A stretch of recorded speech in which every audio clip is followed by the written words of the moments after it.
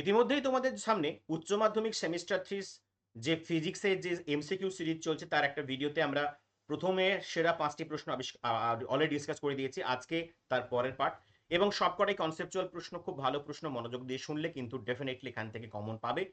চলো শুরু করা যাক আজকের প্রথম প্রশ্ন দিয়ে। কি বলা আছে প্রথম প্রশ্নে?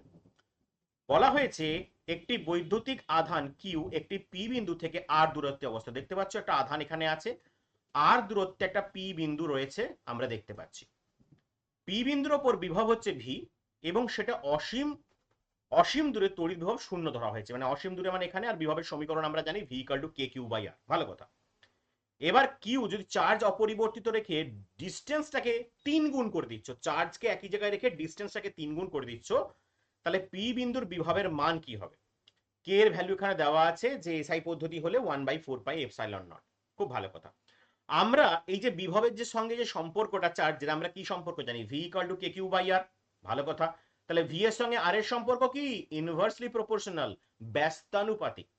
তাহলে ব্যস্তানুপাতিক হওয়ার অর্থ আর কে যদি 3 গুণ বাড়াই বিভব তাহলে 3 গুণ কমবে। সমানুপাত হলে দুটোই একসঙ্গে বাড়তো। ব্যস্তানুপাত মানে একটা কমলে একটা বাড়বে। তাহলে যেহেতু ডিস্টেন্স বাড়ছে তাহলে বিভব কমবে। কত গুণ কমবে? না এটা যত গুণ বাড়াবে। তাহলে ডিস্টেন্স যেহেতু 3 গুণ বাড়ানো হয়েছে, তাহলে কি হবে? বিভব তার 1/3 হবে। তাহলে সঠিক উত্তরের মান কি? Option B.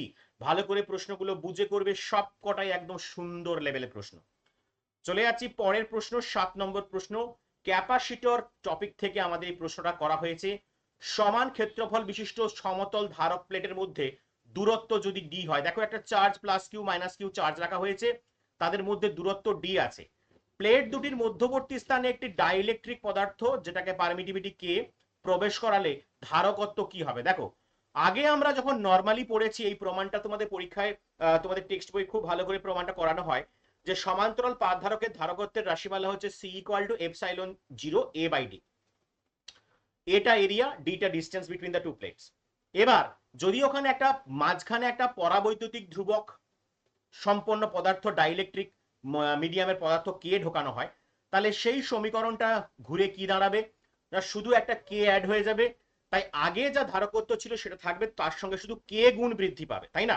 তাই জন্য আমরা লিখতে পারি যে সি ডট নতুন যে ধারকত্ব তৈরি হবে সেটার ভ্যালু কি হবে? না option B, C dot equal to K into C.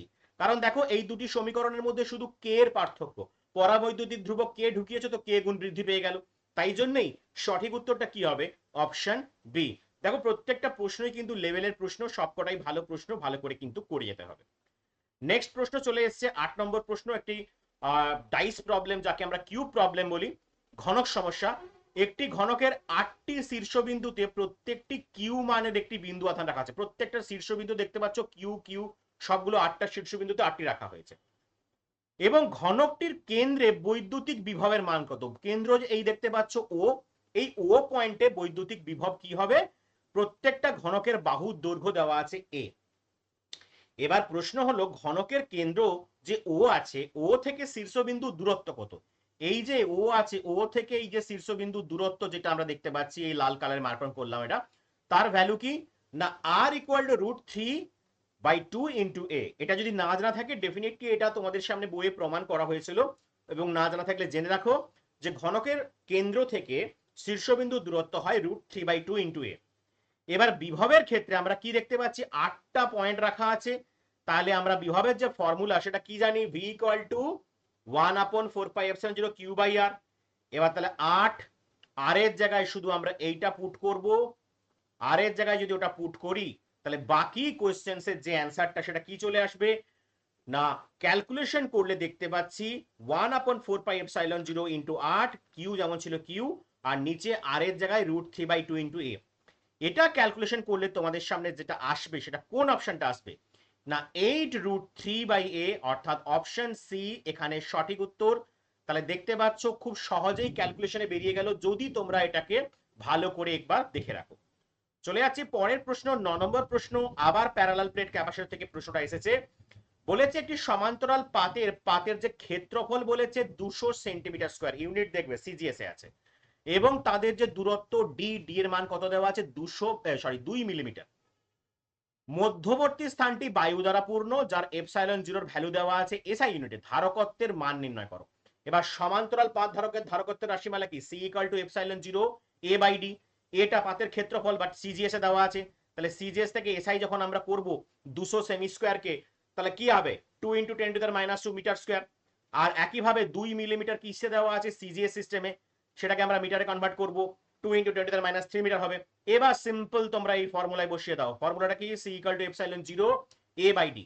বসালে কি আসবে না, বসালে যেটি আসবে সেটা ক্যালকুলেশন করো, এপসাইলন জিরোর মান দেওয়া আছে, এবং দিয়ে চট করে কমেন্ট বক্সে কমেন্ট করো এই প্রশ্নের উত্তর অপশন এ বি সি ডির মধ্যে কোনটি হবে। সিম্পল ক্যালকুলেশন, একদম কোনো জটিলতা নেই। এপসাইলন জিরোর ভ্যালু আমরা পেয়ে গেছি এখান থেকে, আর এরিয়াটাকে বের করে ফেলেছি এসআইতে, এবং ডিটাকেও বের করে ফেলেছি এসআইতে। ক্যালকুলেশন করো, অ্যান্সার পেয়ে যাবে। চলে যাচ্ছি পরের প্রশ্ন, এবং ডেফিনেটলি 10 নম্বর প্রশ্ন, গুরুত্বপূর্ণ প্রশ্ন, ইলেকট্রোম্যাগনেটিক ওয়েভস চ্যাপ্টার। নিম্নলিখিত তড়িৎচুম্বকীয় তরঙ্গটি বিমানবন্দরে যাত্রীদের লাগেজ পরীক্ষা বা সিকিউরিটি স্ক্যানিং এর জন্য ব্যবহার করা হয়। অবলোহিত রশ্মি, অতিবেগুনি, এক্স নাকি মাইক্রোওয়েভ? এখন দেখো, তড়িৎচুম্বকীয় তরঙ্গ তো অনেকগুলোই হয়। রেডিও তরঙ্গ যেমন যোগাযোগের জন্য, মাইক্রোওয়েভ যেমন র্যাডার স্যাটেলাইটের জন্য। অবলোহিত রশ্মি কিসের জন্য? না definitely remote sensing, thermal imaging এর জন্য, দৃশ্যমান আলো দেখার জন্য। অতিবেগুনি রশ্মি জীবাণুনাশক, স্যানিটাইজারের জন্য। এক্স রশ্মি নিরাপত্তা, স্ক্যানিং, মেডিকেল ইমেজিং, হাড় ভাঙা, এই সমস্ত জিনিসের জন্য। আর গামা রশ্মি আছে ক্যান্সার চিকিৎসার জন্য। এই 7টা তো তরঙ্গ আছে ইলেকট্রোম্যাগনেটিক ওয়েভস। তাহলে আমরা প্রথমে যে অবলোহিত রশ্মি রয়েছে, অবলোহিত রশ্মির ব্যবহার কি, প্রত্যেকটা রশ্মির ব্যবহার কি যদি আমরা জেনে যাই তাহলে হবে। তাহলে আমরা দেখতে পাচ্ছি এখানে এক্স রশ্মি একমাত্র যেটা নিরাপত্তার স্ক্যানিং, মেডিকেল ইমেজিং ইত্যাদি করা হয়। তো সিকিউরিটি স্ক্যানিং বলেছে, তাহলে আমাদের সঠিক উত্তর কি হবে? Option C. এবং বাকি রশ্মিগুলোর ব্যবহার আমি অলরেডি বলে দিয়েছি, এখান থেকে প্রশ্ন প্রচুর আসে, ডেফিনেটলি তোমরা কিন্তু ভালো করে দেখে নেবে।